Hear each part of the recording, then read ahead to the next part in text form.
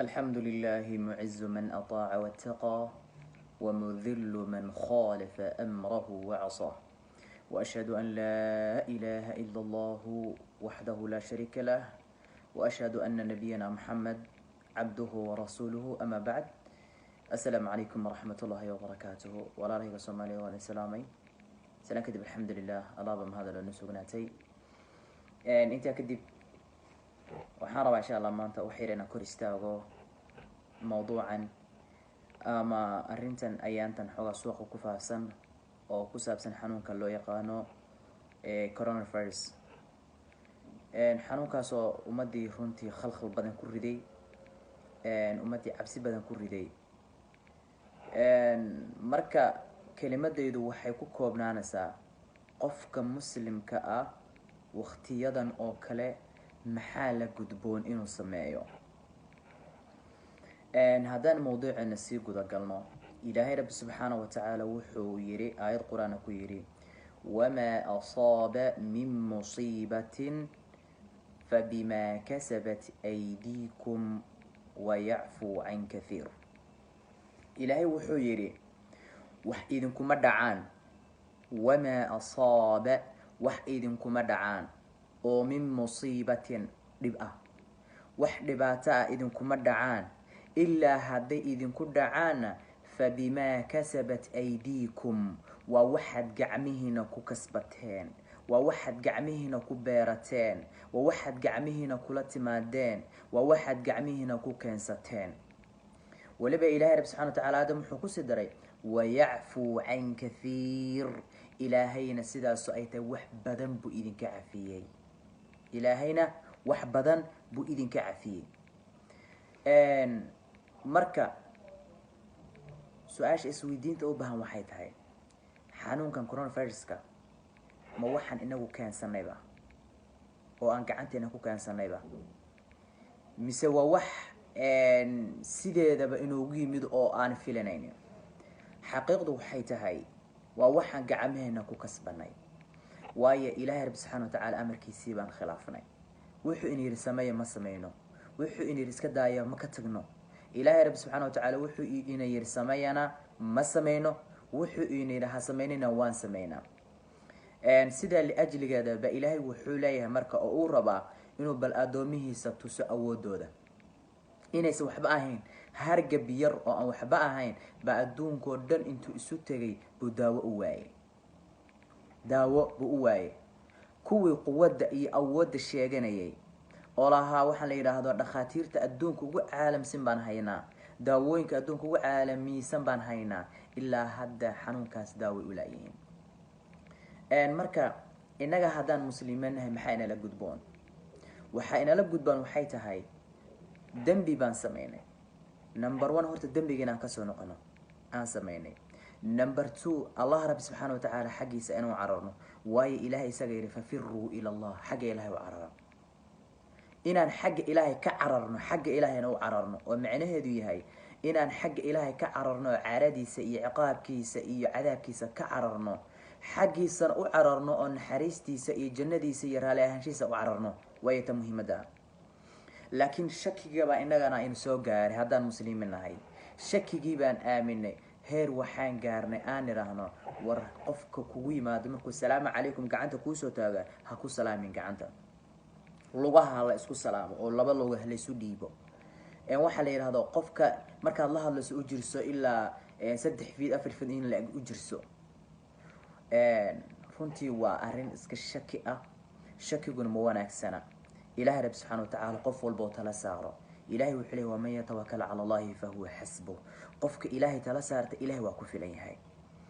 aayaddan kale ilaahay wuxuu leeyahay oo aayaddaas runtii kasoo agdhow walow yu'aakhidu allahu nnaasa bidulmihim, ilaahay hadduu u qaban lahaa dadka dulmigooda iyo qof walba dulmigu sameeyo, hadduu ilaahay u qaban lahaa oo ilaahay rabbi subxaana watacaala uu markiiba ku ciqaabi lahaa, maa taraka calayha min daaba, dhulka korkiisa hal cid oo ku hari lahayd oo ku noolaanayn ma jirto. waayo qof walba dulmi iyo dembi buu sameynayaa. dulmiga iyo dembiga uu sameeyay hadduu ilaahay markiiba u qaban lahaa, adduunka korkiisa cid ku noolaan lahayd ma jirto. marka sidaa awgeed ilaahay muxuu yidhi aayadii hore oo ay ku dhamaatay wayacfu can kathiir, wax badan buu ilahay idin cafiyey. dulmigan aad sameynaysaan miro badan oo idinkaga bixi lahaa buu ilahay idin cafiyey oo idin daayay. xadiidkana waa xadiid runtii aada u wada garanaysaan oo mashhuur ah. xadiidkan waxaa wariyay cabdullahi bnu cabaas radia allahu canhuma, isaga abiba alla ka raali noqdeen. qaala wuxuu yihi kuntu waxaan aha khalfa rasuuli llahi sal ly slam. xaqiiqda waxaan aaminsanahay dadka muslimiinta hadday xadiidkan keliya aaminaan oo xadiidkan keliya si run ah yaqiin ah qalbigooda u geliyaan, waxaan aaminsanahay wax ka xumaan laha inuusan jirin. laakiin waxa inaga inugu dhacay waxaa waaye cudurkiiba isagoon ina soo gaarin baa shaki baa nafti inaga jaray. marka cabdullahi bn cabaas wuxuu leeyahay qaala wuxuu yihi kuntu waxaan ahaa khalfa rasuuli llahi sal ly slam. rasuulka ilaahay baan gadaashiisa baha yowman maalin baa rasuulka gadaashiisa waxaan saarnaa ma farasa ma dameer ba, adigu daabad un baan wada saarnay. marka rasuulka horeeyey aniguna xaggiisa gadaalaha saarnaa.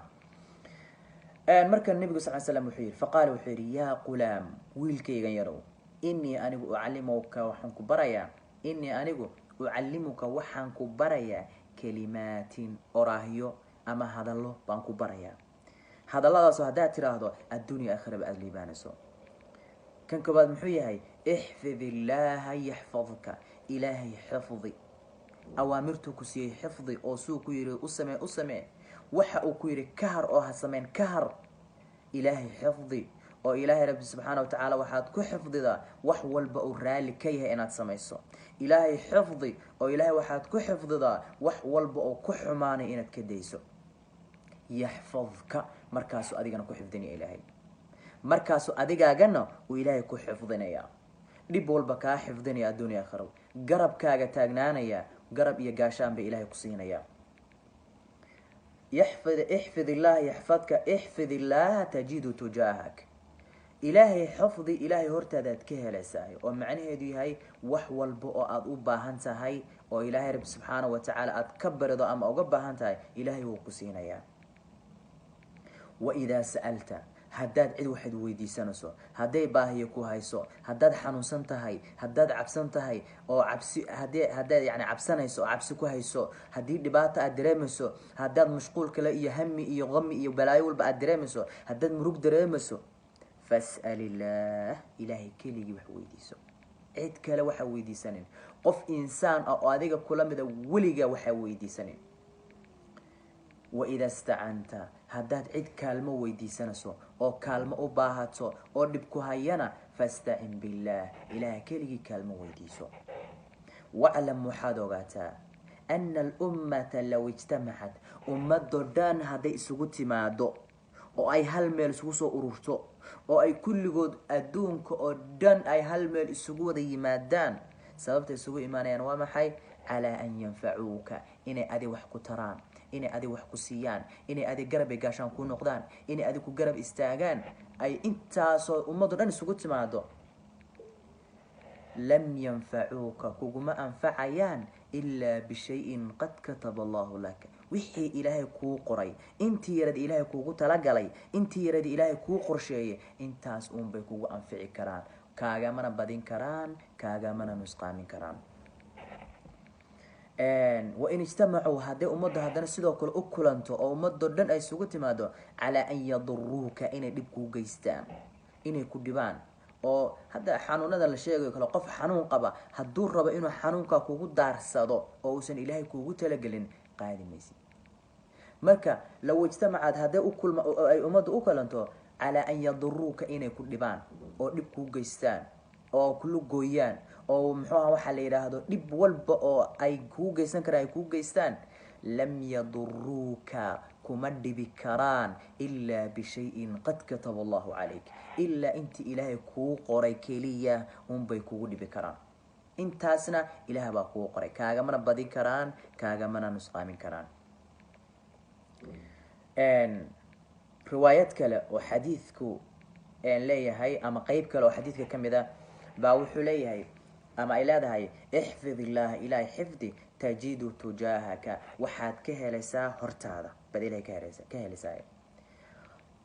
runtii waxaan jeclaan lahaa hadalkan hadda aan soo wado qof walba inaad qalbigaaga si fiican iyo dhagahaaga ii siiso.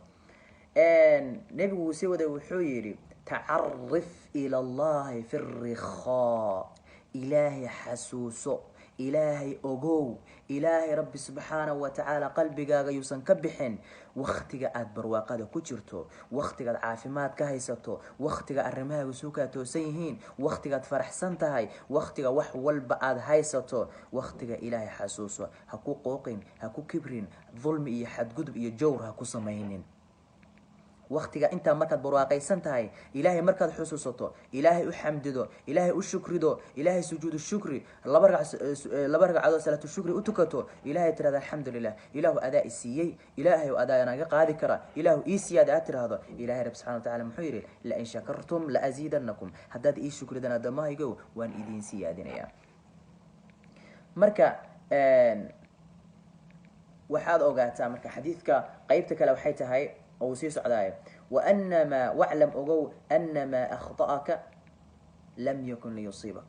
تعرف إلى الله في الرخاء، حسوسه وقتك يعني دباتي سنتهاي إلهي وحوق حسوسانيا، وفي شدة وقتك شدة دباتي كجرته بإلهي كحسوسانيا.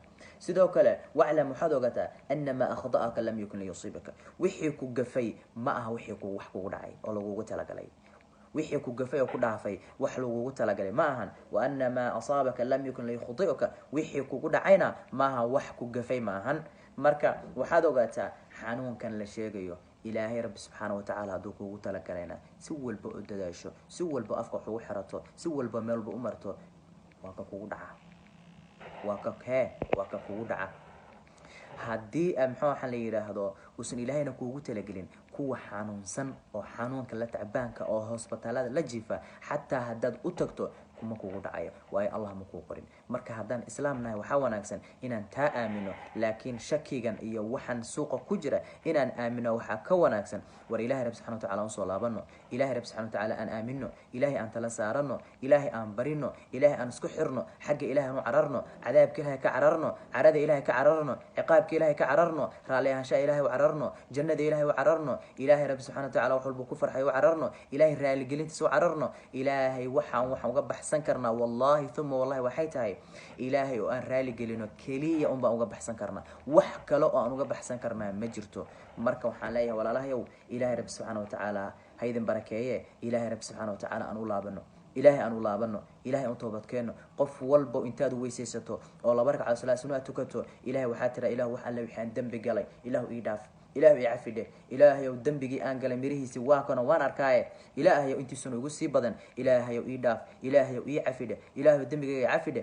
ilaahay rabbi subxaana watacaala waxaan ka baryaynaa marka kelimadeeda intaasan kusoo koobayaa, ilaahay waxaan ka baryaynaa oo ilaahay rabbi subxana watacaala ka baryaynaa oo si naxariis ilaah uga baryaynaa inuu ilaahay rabbi subxana watacaala xanuunka dhinac naga mariyo, ilaahay wax alla waxaan dunuub galnaa ilaahay noo dhaafo, ilaahay raalli naga ahaado, ilaahay rabbi subxaana watacaala raalli ahaanshihiisa korkana ku shubo, ilaahay uusan noo caroonin, ilaahay uusan na ciqaabin, ilaahay uusan na cadaabin baan ilaahay rabbi subxana watacaala ka baryaynaa. wax alla waxaan dunuub galnaane qof walbo kasoo noqo, ilaahay uga soo noqo. intaasaan kusoo gabagabeynayaa. wallahu waliya tawfiiq. wixii aan khalday naftayda iyo shaydaan bay ka ahaadeen, allah rabbi subxaana watacaala dambi dhaafaan ka weydiisanayaa. wixii aan saxayna allihii iwaafajiya baa mahad iskale. wasubxaanaka allahuma wabixamdika watabaaraka ismuka watacaala jaduka walaa ilaha gayruka. wassalaamu calaykum waraxmat ullaahi wabarakaatuhu.